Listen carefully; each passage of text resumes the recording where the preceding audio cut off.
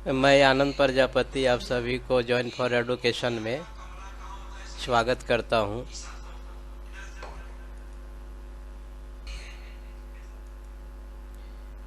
मानव नेत्र की परिचर्चा करते हैं और ये परिचर्चा कक्षा 10 के स्टैंडर्ड का होगा। कुछ विद्यार्थियों के द्वारा कहा गया कि मानव नेत्र के बारे में हिंदी में भी एक वीडियो बना के पोस्ट कीजिए। चलिए आगे चलते हैं। ये मानव नेत्र का एक अनुप्रस्थ काट का चित्र है, यहाँ पर दिखाया गया है। यदि पर यहाँ पर देखें तो मानव नेत्र के ये भाग हैं। दृष्टिपटल मानव नेत्र का एक अति महत्वपूर्ण भाग है। दृक् तंत्रिका मानव नेत्र का एक अति महत्वपूर्ण भाग है। कचाव, दरब, स्वच्छ मंडल जिसे हम लोग कॉर्निया भी कहते हैं, परितारिका जिसे हम लोग अंग्रेजी में आइरिस भी कहते हैं, पुतली जिसे हम लोग अंग्रेजी में पीपिल भी कहते हैं, नेत्रोद या एक्वेसियस ह्यूमर, क्रिस्टलीय लेंस या नेत्र लेंस, ये मानव नेत्र का एक अति महत्वपूर्ण भाग है। पचमाभी पेशियाँ। आइए एक एक करके इसकी चर्चा करते हैं। चर्चा शुरू करने से पहले मानव नेत्र क्या है इसको जानने का प्रयास करते हैं। इसको देखने से पता चलता है कि इसका आकार या आकृति एक गोलाकार के जैसा है, लगभग गोलाकार के जैसा है। इसका व्यास 2.3 सेंटीमीटर होता है।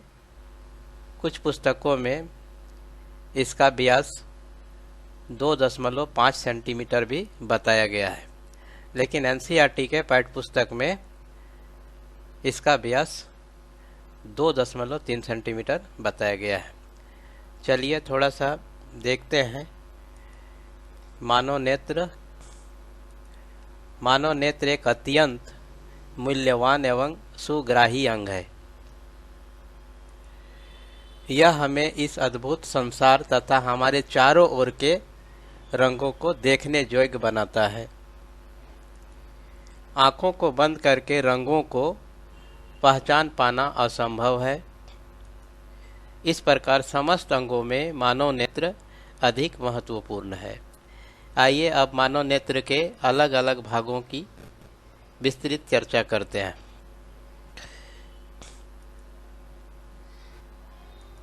आइए सबसे पहले दृष्टिपटल। ये दृष्टिपटल है जिसे हम अंग्रेजी में रेटिना भी कहते हैं, इसकी परिचर्चा करते हैं। मानव नेत्र एक कैमरे की भांति है। इसका लेंस निकाय प्रकाश सुग्राही पर्दे पर प्रतिबिंब बनाता है, जिसे दृष्टिपटल या रेटिना कहते हैं। हम इसको ऐसे भी समझ सकते हैं कि retina just like the screen in which we get the image which is formed by the eye lens. ये हमारे पाठ में दिखाया गया है कि ये क्रिस्टलीय लेंस है।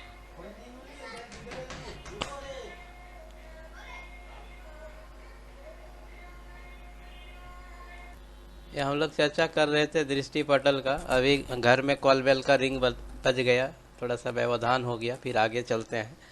दृष्टिपटल जिसे हम स्क्रीन भी कह सकते हैं। स्क्रीन में मानव लेंस के द्वारा या नेत्र लेंस के द्वारा जो प्रतिबिंब बनता है वो दृष्टिपटल में ही बनता है। दृष्टिपटल में किसी भी वस्तु का प्रतिबिंब 1/10 सेकंड तक बना रहता है, जिसे हम लोग परसिस्टेंस ऑफ विजन भी कहते हैं। चलिए हम लोग आगे चलते हैं।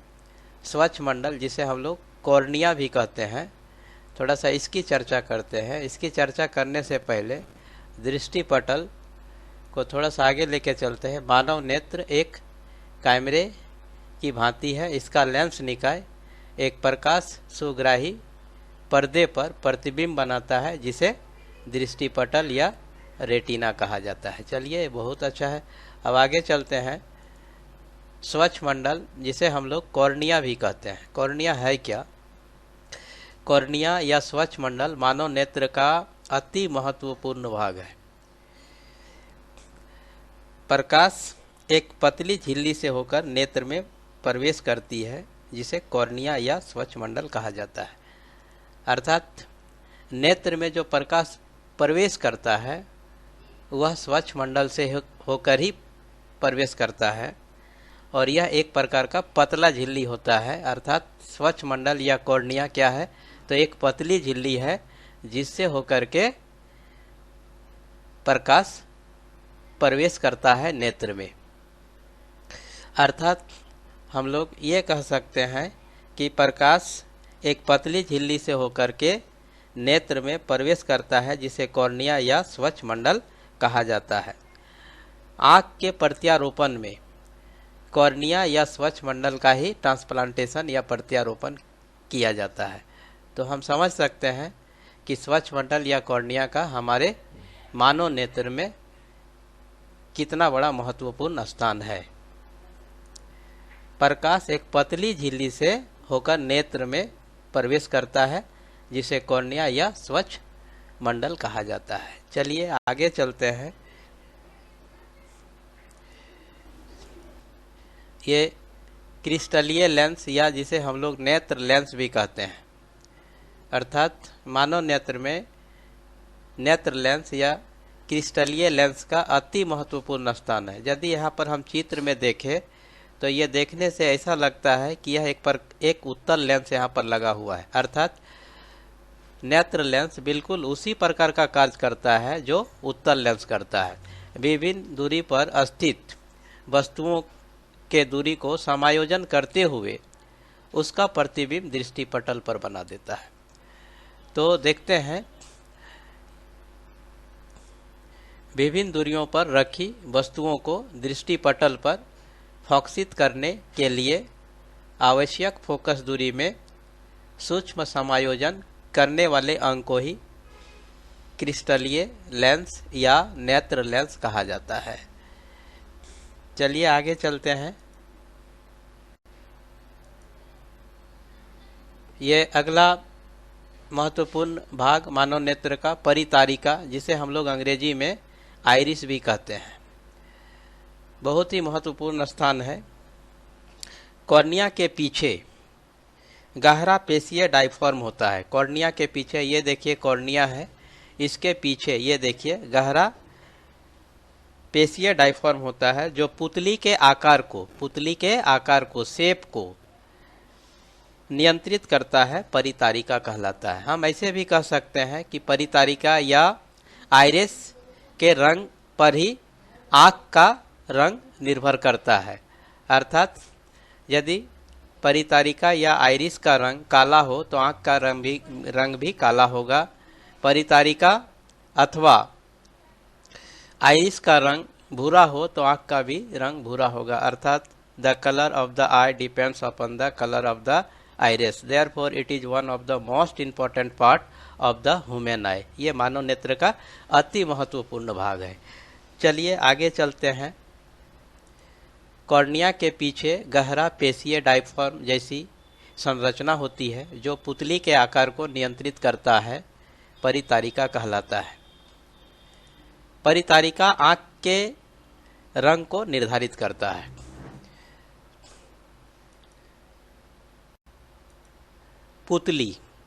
पुतली जिसे हम लोग प्यूपिल भी कहते हैं अंग्रेजी में, मानव नेत्र का एक अति महत्वपूर्ण भाग है। नेत्र में प्रवेश करने वाले प्रकाश की मात्रा को नियंत्रित करने वाले अंग को पुतली कहा जाता है। नेत्र में प्रवेश करने वाले प्रकाश की मात्रा को, अर्थात नेत्र में जो प्रकाश का क्वांटिटी, इंटेंसिटी जो इंटर करता है, उसको जो कंट्रोल करता है, उसे ही हम लोग पुतली या प्यूपिल कहते हैं। इसका मानव नेत्र में अति महत्वपूर्ण भाग होता है। जब हम लोग कभी तीव्र प्रकाश में रहते हैं और तीव्र प्रकाश से सीधे प्रकाश की अनुपस्थिति या अंधेरे में चल जाते हैं तो हमें वहाँ पर उपस्थित वस्तु को देखने में कठिनाई होने लगती है। अर्थात वहाँ पर प्रकाश जो इंटर कर रहा है उसकी मात्रा को नियंत्रित करने के लिए पुतली को कुछ समय लगता है। अर्थात कुछ समय के बाद अंधेरे कमरे में भी हमें वहाँ पर रखी हुई वस्तु स्पष्ट या ठीक ठीक दिखाई देने लगता है। So it is one of the most important part of the human I. People is the one of the most important part of the human eye which control the intensity of the light which enters into the eye। तो अर्थात आँख में प्रवेश करने वाले प्रकाश की तीव्रता या मात्रा को नियंत्रित करता है। नेत्र में प्रवेश करने वाले प्रकाश की मात्रा को नियंत्रित करने वाले अंग को पुतली कहा जाता है। अब क्रिस्टलीय अथवा अभिनेत्र लेंस उल्टा एवं वास्तविक प्रतिबिंब दृष्टिपटल पर बनाता है। अर्थात दृष्टिपटल पर या रेटिना पर जो हमको प्रतिबिंब मिलता है वो बिल्कुल रियल होता है और ये इन्वर्टेड या उल्टा होता है, और ये जो प्रतिबिंब जो बनता है रेटिना पर 1/10 सेकंड तक बने रहता है, जिसे हम लोग परसिस्टेंस ऑफ विजन भी कहते हैं। चलिए आगे चलते हैं। दृक् तंत्रिका, ये देखिए दृक् तंत्रिका यहाँ पर है जिसे हम अंग्रेजी में ऑप्टिक नर्व कहते हैं। It is one of the most important part of the human आई। ये ह्यूमन आई का अति महत्वपूर्ण भाग है। अगर दृक् तंत्रिका ना हो तो और सारा मानव नेत्र का सारा अंग ठीक ठाक काम कर रहा हो, दृक् तंत्रिका काम ना कर रहा हो तो हमें वस्तु को देखने में कठिनाई होती है या वस्तु को नहीं देख पाते हैं।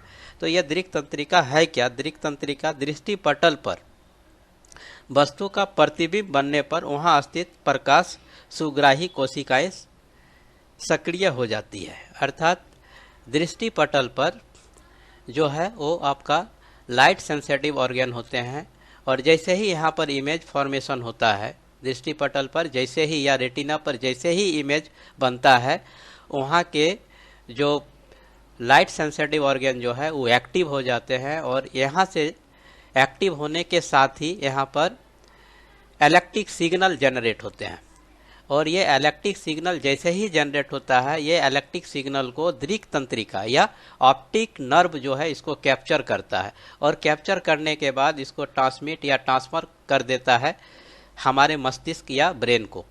और ब्रेन में जैसे ही ये पहुंचता है ब्रेन यहाँ पर प्रतिबिंब होने की अनुभूति को प्रदान करता है, और हमको लगता है कि हम किसी वस्तु को देख पा रहे हैं। तो आप समझ सकते हैं कि दृक् तंत्रिका या ऑप्टिक नर्व का मानव नेत्र में कितना बड़ा महत्वपूर्ण स्थान है। So it is one of the most important part of the human eye which transfer the signal और electrical signal which is generated during the formation of the image at the retina, because retina has light sensitive organ which is active during the formation of the image. तो जैसे ही image बनता है तो यहाँ पर जो light sensitive organ जो है वो एक्टिव हो जाता है, और यहाँ पर इलेक्ट्रिकल सिग्नल जनरेट होता है, और ये इलेक्ट्रिकल सिग्नल दृक् तंत्रिका के द्वारा हमारे मस्तिष्क या ब्रेन में भेज देता है, और ब्रेन वहाँ डिटेक्ट करता है कि यहाँ पर प्रतिबिंब बन गया, और हम वस्तु को देखने की अनुभूति प्रदान करते हैं। चलिए आगे चलते हैं। दृष्टिपटल पर किसी वस्तु का प्रतिबिंब बनने पर वहाँ स्थित प्रकाश सुग्राही कोशिकाएं सक्रिय हो जाती है तथा वहाँ उत्पन्न होने वाले विद्युत सिग्नल को मस्तिष्क तक जो पहुँचाता है उसे ही हम लोग दृक् तंत्रिका कहते हैं। तो हम लोग इसकी विस्तृत चर्चा कर लिए। अब आगे चलते हैं। ये नेत्रोध, जिसे हम लोग यहाँ नेत्रोध है जिसे हम लोग अंग्रेजी में एक्वेसियस ह्यूमर कहते हैं। यदि यहाँ पर देखा जाए तो इस पार्ट को हम लोग बोलते हैं नेत्रोध या एक्वेसियस ह्यूमर। ये आपका नेत्र लेंस और कॉर्निया के बीच का भाग है। अर्थात नेत्रोध जो है नेत्र लेंस और कॉर्निया के बीच में स्थित होता है। ये बिल्कुल जल जैसा होता है, वाटर जैसा होता है, और एकदम ट्रांसपेरेंट होता है, पारदर्शी होता है, और ये नमकीन होता है। तो हम ऐसे कह सकते हैं कि नेत्रोध का मानव नेत्र में बहुत ही महत्वपूर्ण स्थान है। आंसू के रूप में जो लिक्विड हमारे आँख से निकलता है वो नेत्रोध ही होता है या एक्वेसियस ह्यूमर ही होता है। तो इसीलिए हम लोग कहते हैं कि आँख से निकलने वाले आंसू का जो स्वाद होता है वो नमकीन होता है। तो so it is one of the most important part of the human eye, that is known as the aqueous humour. तो aqueous humour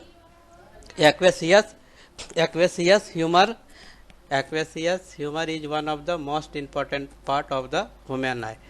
Let us develop the colors। चलिए कक्षा को थोड़ा आगे लेके चलते हैं। कॉर्निया तथा लेंस के बीच जल के समान नमकीन पारदर्शी द्रव भरा रहता है एवं इसका अपवर्तनांक 1.33 होता है, नेत्रोध कहा जाता है। नेत्र गोलक का व्यास 2.3 सेंटीमीटर होता है, जो हम लोग पहले ही चर्चा किए हैं। कुछ कुछ पुस्तकों में यह 2.5 सेंटीमीटर भी मिलता है। चलिए आगे चलते हैं। कछाव द्रव, ये कछाव द्रव यहाँ पर देखिए लिखा हुआ है। अगर इसको देखा जाए तो ये दृष्टि पटल रेटिना और नेत्र लेंस के बीच में स्थित होता है। नेत्र लेंस एवं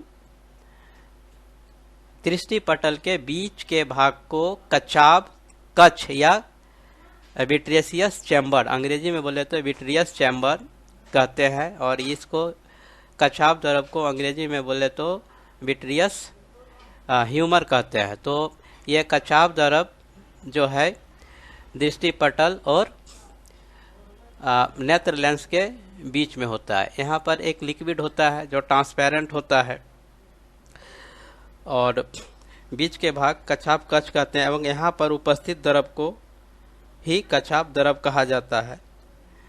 नेत्र गोलक का आकार जो है इसी द्रव पर निर्भर करता है। अर्थात आप समझ सकते हैं कि अगर यहाँ पर थोड़ा भी डिस्टरबेंस हो जाए तो नेत्र गोलक की लंबाई या तो घट जाएगा या बढ़ जाएगा, अर्थात सामान्य नहीं रहेगा। अगर नेत्र गोलक की लंबाई घट भी जाता है तो दृष्टि दोष हमें हो जाता है। यदि नेत्र गोलक की लंबाई बढ़ भी जाता है तो हमें दृष्टि दोष हो जाता है। अतः कछाव द्रव का बड़ा ही महत्वपूर्ण स्थान है मानव नेत्र में। So it is one of the most important part of the human eye. Due to disturbance of the vitreous humor, the length of the eyeball either increases or decreases. In both cases we became the victim of the defects of vision। मतलब दोनों ही case में दृष्टि दोष हो जाता है। तो चलिए इसको आगे चलते हैं। ये नेत्र लेंस एवं दृष्टि पटल के बीच के भाग को कछाव कक्ष कहते हैं एवं उपस्थित द्रव को ही कछाव द्रव कहा जाता है। अब हमारा एक लास्ट जो है टॉपिक ये बच जाता है पश्चमाभी पेशिया। अगर यहाँ पर देखा जाए तो पश्चमाभी पेशिया के द्वारा ही हमारा अति महत्वपूर्ण क्रिस्टलीय लेंस या नेत्र लेंस जो है लटका हुआ रहता है। अर्थात आप समझ सकते हैं कि पश्चमाभी पेशिया का मतलब हमारे मानव नेत्र में कितना बड़ा महत्वपूर्ण स्थान है। जिन पेशियों से नेत्र लेंस लटका रहता है पश्चमाभी पेशिया कहते हैं। तो this is one of the shortest story और एक सरल simple story about the human आई। ये मानव नेत्र का एक साधारण कहानी था जो हम आप लोगों के साथ साझा किए, और ये वीडियो लगभग 18-19 मिनट का हो गया, जो अभी तक का मेरा सबसे लंबा वीडियो है। अपेक्षा करते हैं कि आप लोग इसे अंतिम तक सुनेंगे और अपनी प्रतिक्रिया अवश्य लिखेंगे, और जो हमें इनकरेज करेगा और वीडियो बनाने का। तो तब तक के लिए आप सभी को धन्यवाद। और यदि इसको समझने में किसी तरह का कोई दिक्कत हो तो आप हमारे कमेंट बॉक्स में लिखिए, मैं प्रयास करूँगा इसको करने का। तब तक के लिए पुनः आप सब धन्यवाद।